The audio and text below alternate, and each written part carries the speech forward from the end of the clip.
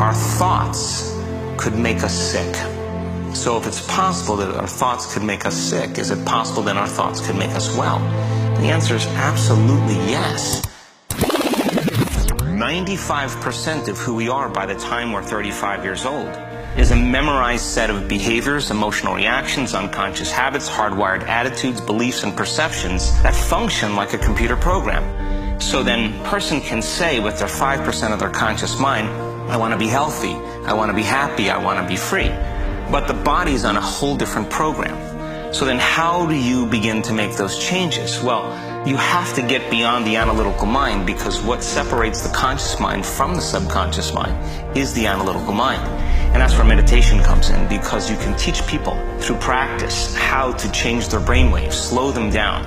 And when they do that properly, they do enter the operating system where they can begin to make some really important changes.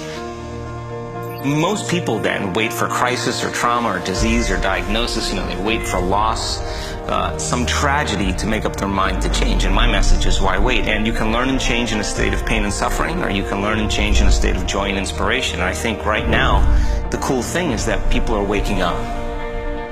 And then I think the hardest part is to teach our body emotionally what the future will feel like ahead of the actual experience. So what does that mean? You can't wait for your success to feel empowered.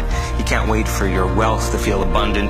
You can't wait for your new relationship to feel love, or your healing to feel whole. I mean, that's the old model of reality, of cause and effect, waiting for something outside of us to change how we feel inside of us. And when we feel better inside of us, we pay attention to whoever or whatever caused it. But what that means then is that most people spend their whole life living in lack, waiting for something to change out there. The moment you start feeling abundant and worthy, you are generating wealth.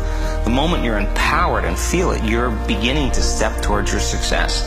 The moment you start feeling whole, your healing begins. And when you love yourself and you love all of life, you'll create an equal. And now you're causing an effect. And I think that's the difference between living as a victim in your world, saying, I am this way because of this person or that thing or this experience. They made me think and feel this way. When you switch that around, you become a creator of your world, and you start saying, my thinking and my feeling is changing an outcome in my life. And now that's a whole different game, and we start believing more that we're creators of reality. It's a scientific fact that the hormones of stress downregulate genes and create disease, long-term effects.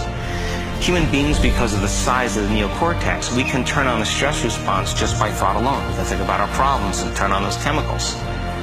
That means then our thoughts could make us sick. So if it's possible that our thoughts could make us sick, is it possible then our thoughts could make us well? And the answer is absolutely yes.